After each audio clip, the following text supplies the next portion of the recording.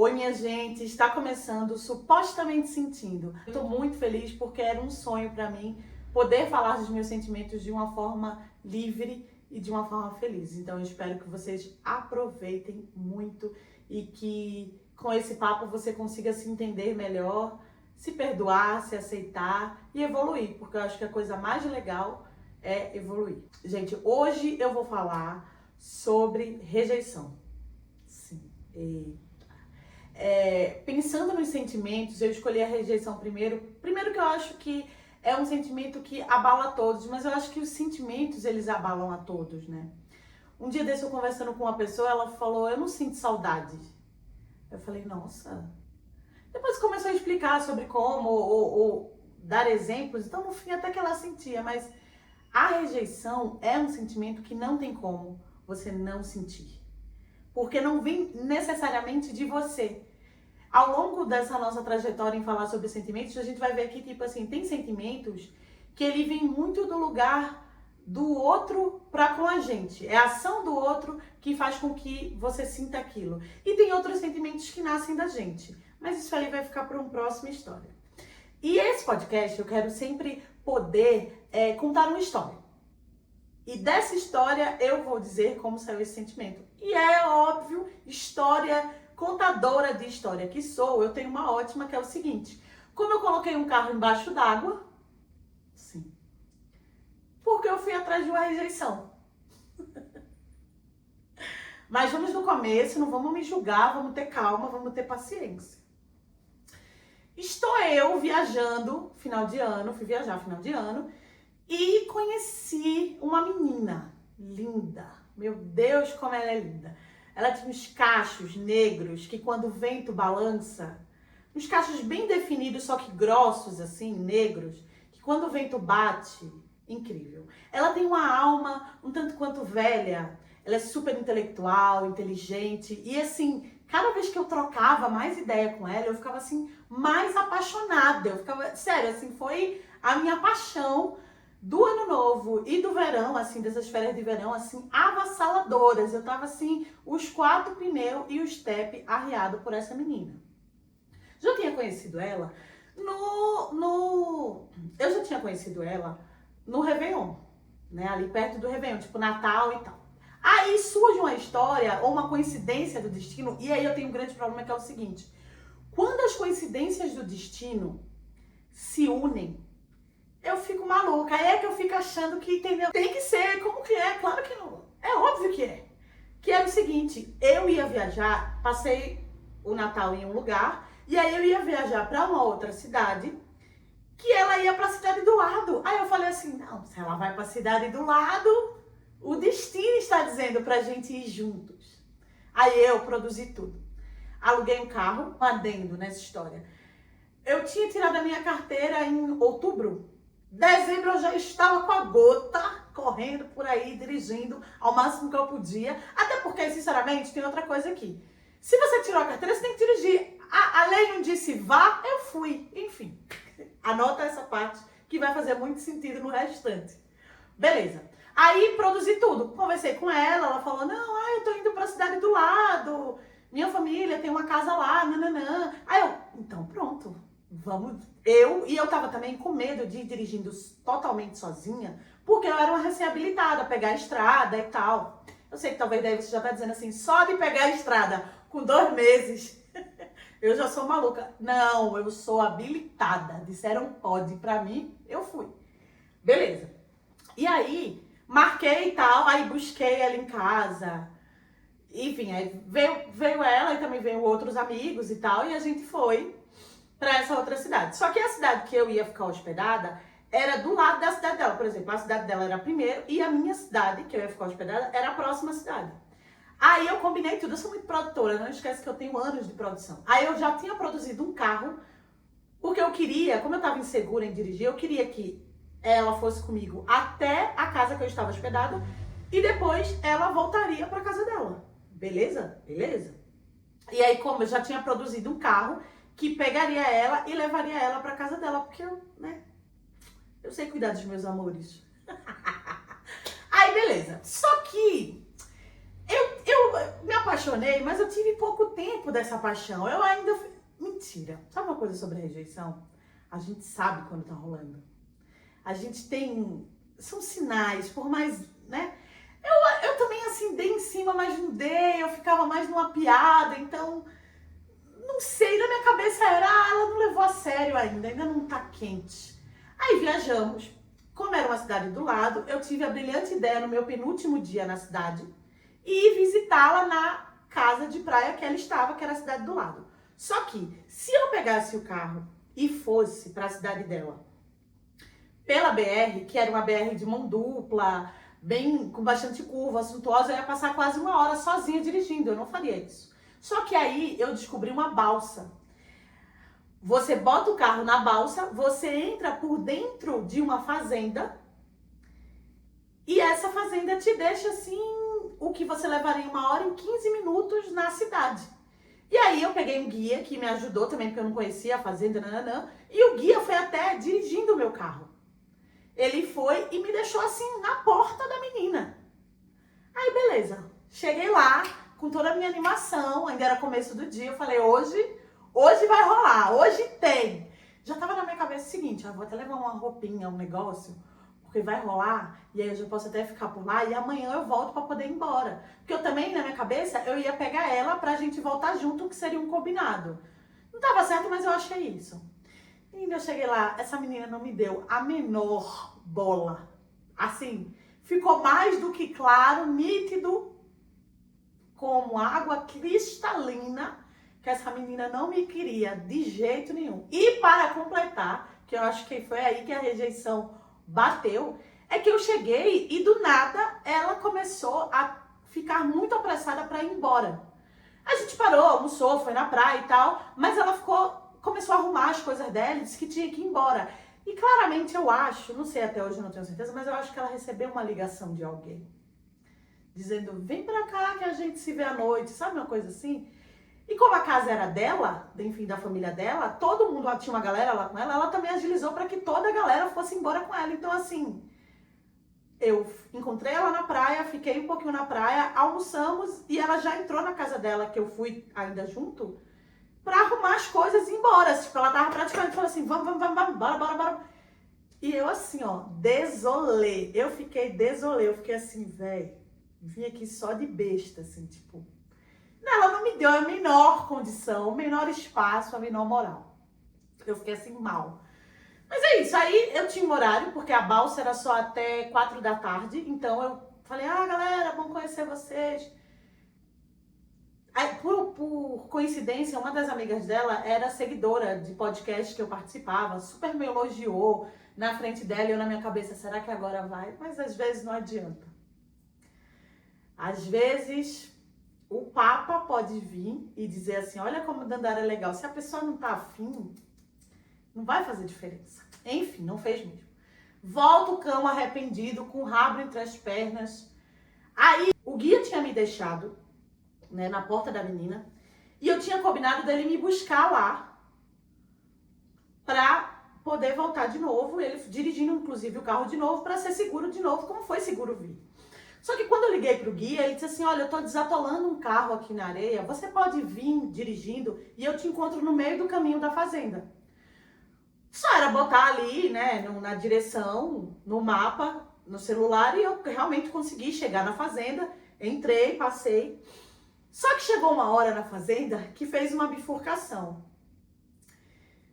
E eu vinha também no caminho assim, desolada. Eu vinha assim, meu Deus, como eu sou otária, como eu pude achar que eu ia rolar alguma coisa. Eu sou uma bocó, tava mal. Mas fui lá. Aí tinha uma hora na estrada da fazenda que fazia uma bifurcação. E eu fiquei em dúvida se eu tava indo pelo caminho certo ou se eu tinha entrado dessas 2 bifurcações. Eu escolhi um caminho e eu falei, será que eu tô errada? Será que não é esse o caminho? Aí me passa um carro, e nada de passar carro, não passava ninguém, era tipo assim, só eu e a estrada. Essa estrada e essa fazenda é uma fazenda de coco e de caju. No meio da fazenda tinha um olho d'água grande que fazia um caminho, com certeza deve ser para irrigação da fazenda, enfim.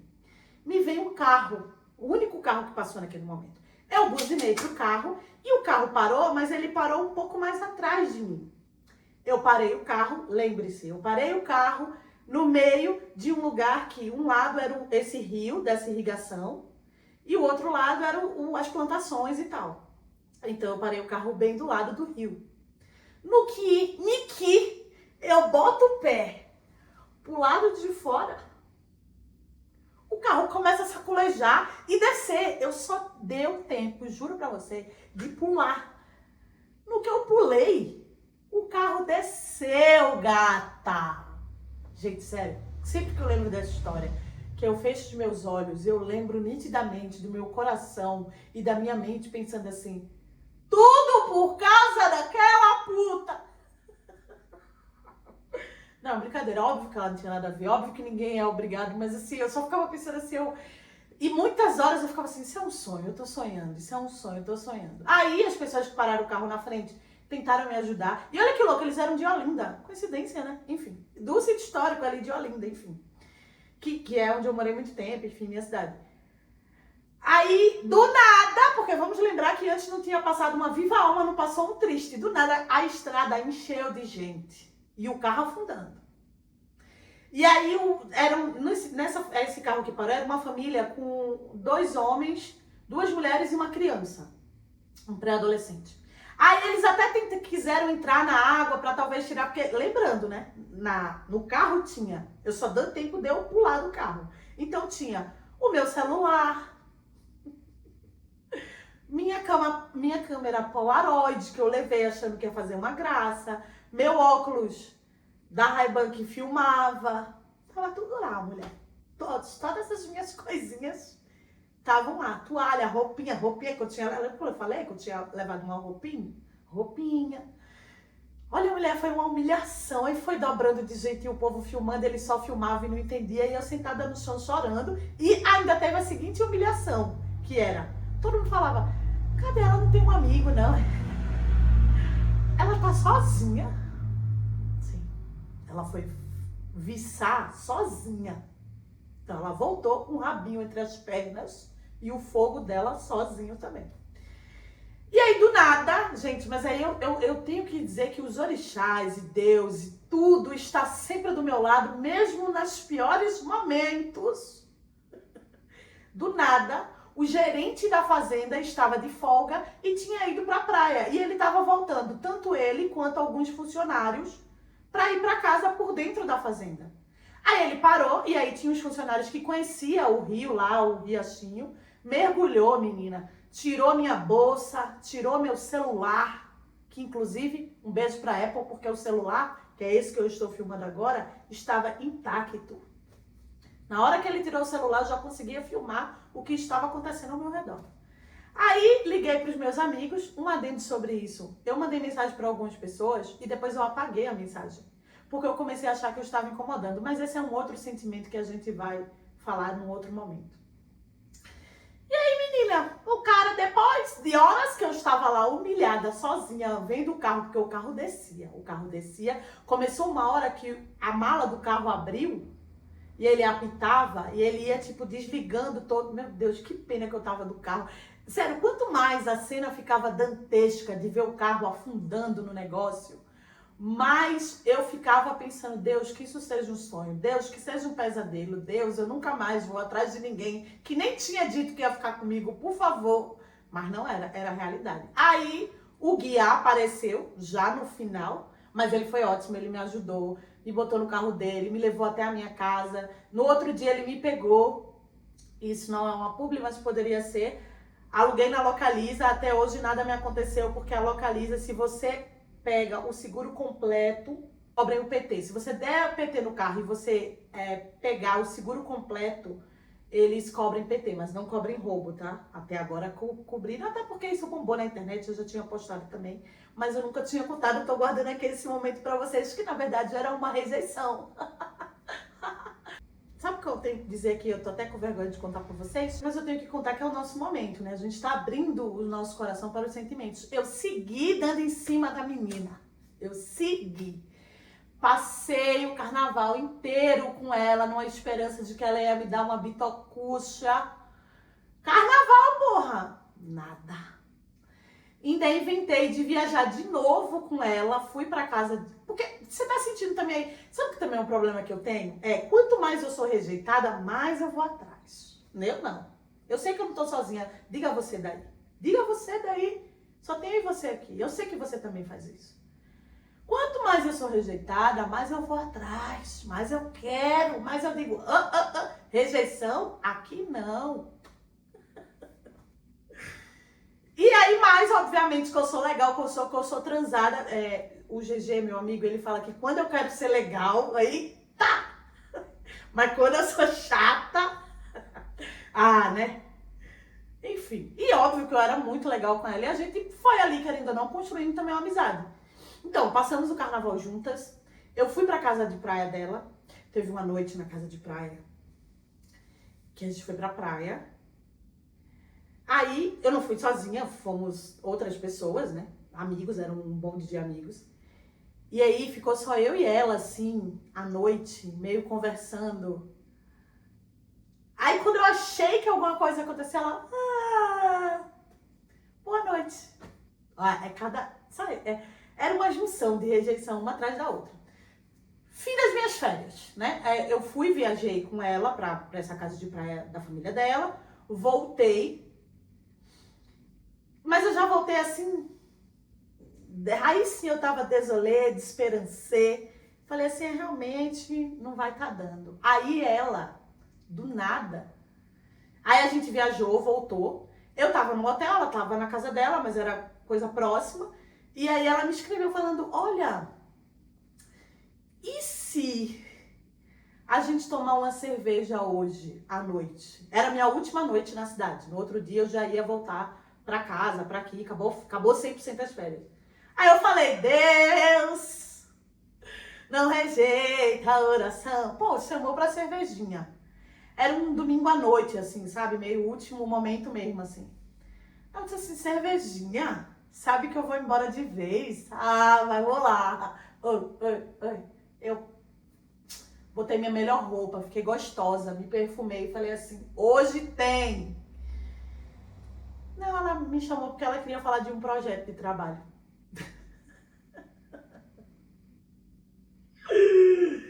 Ela só queria me incluir mesmo num projeto que eu já tinha falado que participaria, então ela só me chamou para falar do projeto com caderninho e tudo. Ou seja, uma sucessão de rejeições. E aí, como eu percebi, teve uma hora que eu percebi que não ia rolar nada, eu comecei a encher a minha cara, mas no nível hard. Eu acho que eu tomei umas 4 caipirinhas, que estava bem forte, diga-se de passagem. E aí, eu não contei uma coisa. Eu sou não monogâmica, então não é sobre isso. Porque eu não ligaria se ela beijou algumas pessoas na minha frente, mas eu também beijei outras pessoas na frente dela. Mas isso não impediria de nós se beijar. Pra mim, tava certo isso. Ela não é, mas não acho que ela não me pegou por causa disso, não. Ela realmente não queria. Inclusive, vamos chegar nisso. Mas aí, tinha um bar que a gente sempre ia ali no meio do carnaval, que ela pegava um cara lá. O apelido dele, vamos chamar o apelido desse cara de trabalhador, porque ele realmente trabalhou o carnaval inteiro. E a gente acabava sempre indo nesse bar e ela sempre acabava ali dando os pega. Só que eu confesso que eu nunca tinha visto, juro pra você. Eu nunca tinha visto. Eu sabia que rolava alguma coisa, mas eu nunca tinha visto. Beijar mesmo. Tipo, ela chegar e beijar o cara, eu nunca tinha visto. Mas eu beijei um cara na frente dela, não vou mentir. Rolou até uma piada na hora de, pô, mas na minha frente. Aí eu, gente, você não quer nada? Ou seja, ela sabia que eu era... Óbvio que ela sabia. Isso eu consegui dizer, errado ou não, eu tenho certeza que eu disse pra ela. Menina, pois não é que foi a primeira vez que eu vi, bebemos e fomos para um outro bar. Chegamos nesse outro bar, estava esse menino que ela pegava e ela foi e deu um beijão no menino. Comecei a chorar. Sim, vexame. Comecei a chorar e fui embora. E aí, bêbada como estava, mandei áudios, mandei fotos chorando. Ame de vexame? Comigo mesma. Se eu tiver um pouco de quer, talvez. Não sei, normalmente eu só choro, que foi o que eu fiz. Eu não fiz fui lá, joguei. Não fiz. Um parêntese. Uma vez, um bofe que eu ficava, que só ficava comigo escondido, e é muito louco, hoje também entra nesse lugar da rejeição, é que a gente só percebe que as pessoas têm vergonha da gente enquanto mulheres pretas, enquanto pessoas pretas. Eu, pelo menos, demorei um tempo para entender que isso acontecia. E tinha um cara que ficava comigo só escondido, só no off. E a gente passou um tempo longo ficando, mas ele só ficava comigo no off ou escondido. E um dia eu cheguei numa festa e uma menina que eu sabia que ele tava paquerando tava lá. Ele falou comigo, eu saí pra fazer alguma coisa. E quando eu voltei, eu tava atrás dele, fiquei parada atrás dele e ele tava falando com a menina na frente dele e eu fiquei parada atrás dele. E ele não viu que eu voltei. Aí a menina falou, essa menina é isso, que lá você fica. Eu fico com ela não, pô, ela que é afim de mim. Ele falou essas palavras. Nessa época eu não bebia. Gente, acho que eu comecei a beber só quando eu mudei pra cá, pra São Paulo. Mas eu não bebia antes. Aí eu peguei um copão grande, pedi pra uma amiga minha encher de cerveja. Era um copo de 500 ml. Eu enchi o copo de cerveja. Ele tava sentado, encostado num lugar que ele era alto, mas ele ficava mais baixo, porque ele ficava meio da minha altura. Eu peguei o copo e joguei inteiro na cabeça dele assim, soltei e fui embora. Na hora que caiu, ele caiu em cima de uns negócios, tipo engradado de cerveja, derrubou engradado de cerveja. Eu não olhei pra trás. Sabe quando você solta uma bomba, buf, e vai embora? Joguei a cerveja e fui embora. Aí depois ele falou, por que você fez isso? Eu falei, eu vi que você falou que eu que tava atrás de você, e você sabe que a gente fica um tempão. Tô contando isso porque é de novo um caso de rejeição. Mas eu não sentia isso da parte dessa pessoa, não. Voltando nessa pessoa. Então, mas na verdade eu contei isso porque acho que foi o único vexame que eu já dei, assim, de piti. Normalmente eu choro, vou pra casa chorar. Eu sempre faço isso. Aí fui embora, chorei, mandei um monte de áudio. Acordei de manhã, apaguei os áudios e as fotos e pedi desculpa pra essa pessoa. Pra menina. E fui ainda fazer umas últimas coisas, arrumei minhas coisas e já tava pronta pra ir embora. Aí ela me escreveu e falou, a gente pode tomar um café? Eu já sabia um pouco, mas gente, eu sou muito eu sou muito esperançosa no amor, porque eu ainda achei que eu falei assim, será que agora ela entendeu que eu tô afim dela e que, poxa, a gente vai ficar? Aí encontramos num café ali perto. Eu já tava com mala, com tudo pronto pra ir pro aeroporto mesmo. Aí ela foi uma fofa, gente.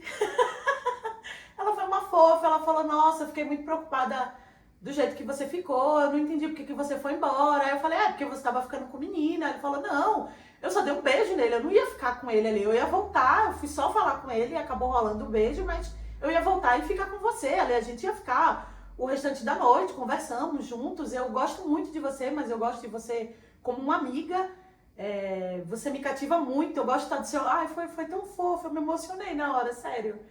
Foi de uma delicadeza, de um carinho e um cuidado que eu me emociono em lembrar. E viramos amigas, obviamente. Mas foi muito delicado da parte dela chegar pra mim e falar, você é massa e tal, mas eu não tô nessa vibe com você, mas eu quero ser sua amiga, eu quero estar sempre junto com você, eu gosto de você, eu gosto da sua presença, eu te admiro, mas infelizmente não nesse lugar. Se isso for muito difícil pra você, foi tão gentil. Aí agora sim, foi lindo, foi gentil, mas me deu uma raiva que é o seguinte, se a pessoa tivesse só me enganado sendo chateada, não é melhor você esquecer a pessoa na raiva, no ódio, do que você ter de esquecer a pessoa na fofura? Porque aí eu fiquei o quê? Mais apaixonada por ela, porque ela teve muita responsabilidade afetiva de sentar comigo e falar, fiquei preocupado do jeito que você ficou ontem, nossa, eu realmente não esperava que você estivesse nesse nível, gostando de mim, mas infelizmente não vai rolar dessa forma, mas eu quero continuar sendo sua amiga, quero continuar estando do seu lado. Foi lindo, foi muito fofo. Aí eu fiquei amiga dela, né? Quem não tem como caçar com gato. Até hoje, às vezes, eu dou uma vai que? Sim. Porque eu sigo louca pra um dia passar a mão e desembaraçar inteiro aqueles cachos lindos e negros que ela tem. Mas o que não tem remédio, o remédio é de estar. Como só tinha aquilo ali, eu fico com aquilo ali de muito bom grado. Somos amigas até hoje. Mas chega de falar de mim, né? Aqui a gente tem um quadro onde os especialistas mandam os seus áudios. E a gente vai ouvir agora um áudio de uma psicóloga. Como a psicanálise vê a rejeição. Bora lá? Sou Mariluz, psicóloga clínica, trabalho com saúde mental e relacionamentos, e Dandara Pagu me convidou para bater um papo com vocês sobre rejeição. E a gente sabe que rejeição dói. E ela dói muito porque, no final das contas, todo mundo quer, de alguma forma, ser escolhido, reconhecido e acolhido. E quando a gente é rejeitado, seja numa relação, numa amizade, no trabalho, ou em qualquer outra situação, é comum que a gente comece a questionar o nosso próprio valor. Só que a gente precisa sempre lembrar que tem uma diferença muito importante entre ser rejeitado e não ter valor. Uma coisa não prova a outra. Só que como a rejeição faz a gente sofrer, não só pelo que aconteceu, mas pelas histórias que contamos sobre o que aconteceu, que é, não fui suficiente, tem algo errado comigo, nunca vou ser escolhido, essas histórias costumam machucar ainda mais do que a própria experiência e ficam ecoando muitas vezes na nossa cabeça que a gente não tem valor. A psicologia convida a gente a olhar, principalmente nessa linha que eu pratico, que é a fenomenologia existencial, olhar para a rejeição com um pouco mais de curiosidade e um pouco menos de julgamento. Em vez da gente tentar fugir da dor imediatamente, a gente se perguntar: o que essa experiência está despertando em mim? Que medos ela toca? Que expectativas foram quebradas? Nem toda rejeição fala sobre quem somos. Às vezes, ela fala só sobre incompatibilidade, desencontros, momentos diferentes da vida ou até escolhas que estão fora do nosso controle, que pertencem ao outro. Então, talvez, acho que o mais importante para a gente lembrar é que a rejeição faz parte da experiência humana, mesmo dolorosa, mas ela faz parte. E que, mesmo fazendo parte ou podendo fazer parte da nossa história, ela não tem o poder de definir quem nós somos. Então, a gente precisa aprender a lidar com a rejeição. Espero que tenha ajudado. Um abraço e a gente se vê. Tchau, tchau. Arrasou, ela arrasou. Sim, gente. É muito louco. Enfim, né? Eu sempre conto aqui a minha história, já contei 1 milhão de vezes, mas assim, eu sou a mais velha de 12 filhos que a minha mãe teve.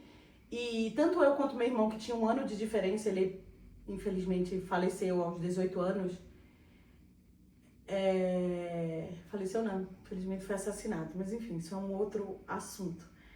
Eu me sentia muito rejeitada pela minha mãe, porque fomos os 2 primeiros filhos que ela teve. Ela deixou a gente morando com a minha avó enquanto ela construía a casa dela, mas depois que construiu não buscou a gente de volta. Hoje em dia eu entendo que a minha avó fez muita chantagem com ela e tal, mas esse é um sentimento que, mesmo que tenha o porquê, como ela acabou de dizer, tipo, às vezes são incompatibilidades, são situações que fazem com que você se depare sendo rejeitado. Esse sentimento, ele não vai parar de doer, né? É igual aquela coisa, tudo que a gente racionaliza, não necessariamente a gente vai ficar de boa com isso, a gente não vai deixar de sentir. E não acho que ela tá falando sobre não deixar de sentir, mas prestar atenção como, na verdade, entender o que se está sentindo, o que tudo isso está se provocando, para talvez até se tratar melhor, né? Ficar melhor com isso, receber essa rejeição de uma melhor forma. E, velho, a minha avó, infelizmente, não ajudava. Ela me apelidava de desprezada.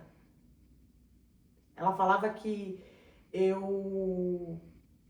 a minha mãe não me quis e ela quis e que eu era desprezada dela. E eu sei que aquilo era um carinho, mas aquilo me doía tanto.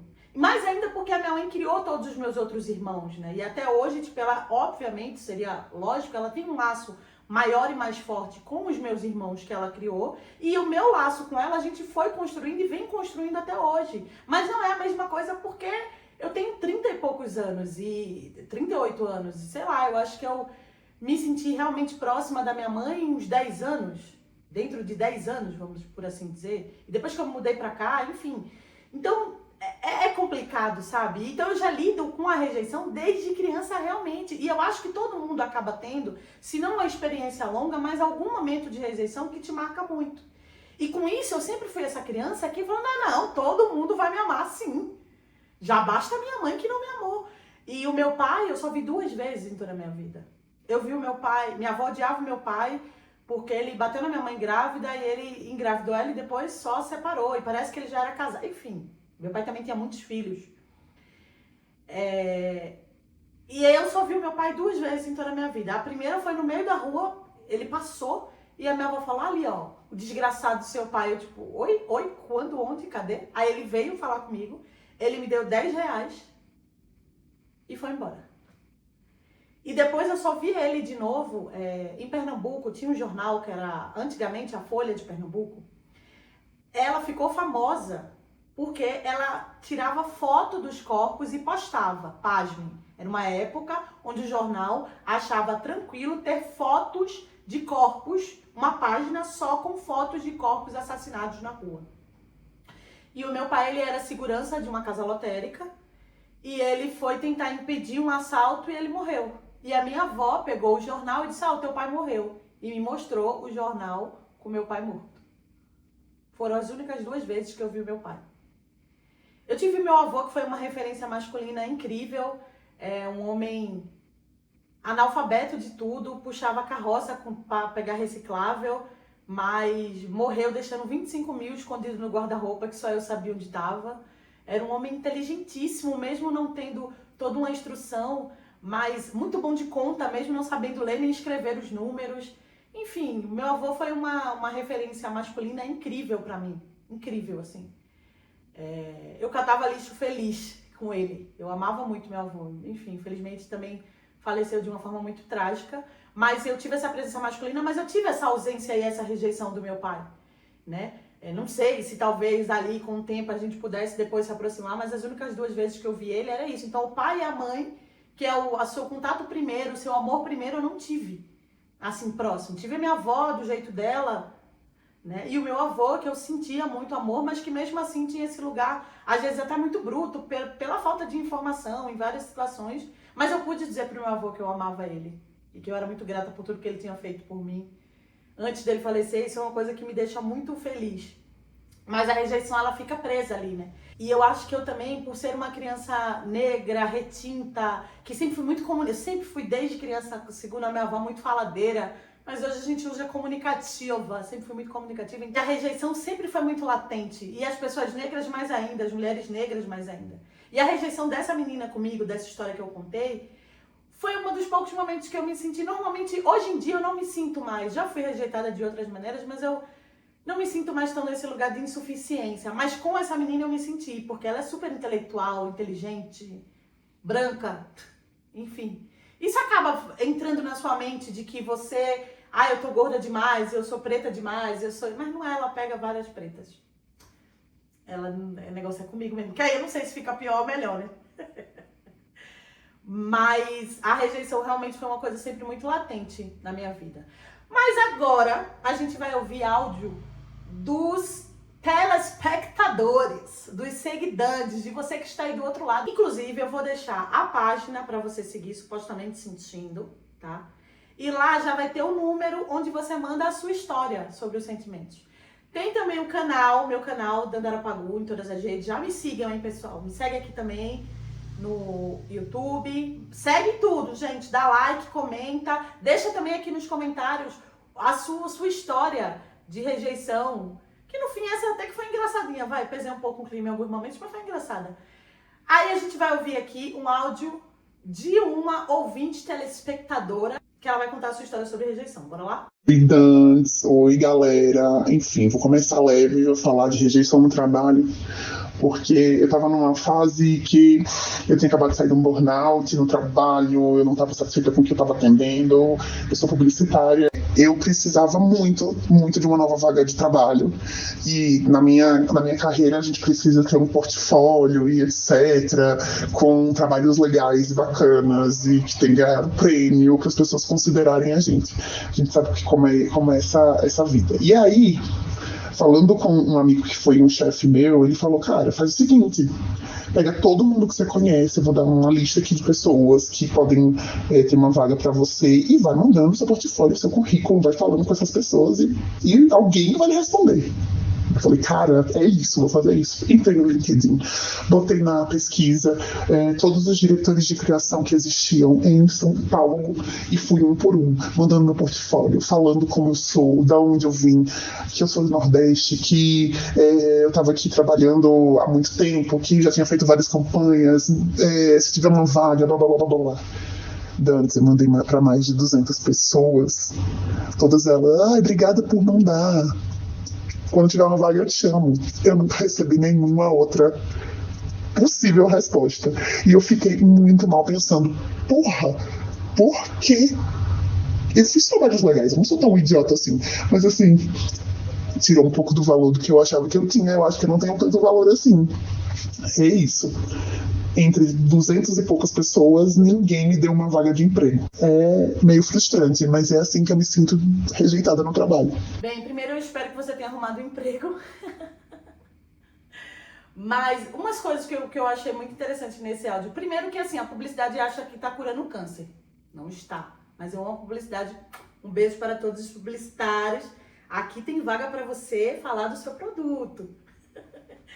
Mas eu tenho uma história muito boa também disso, mas eu acho que é mais uma esperança, que é o seguinte.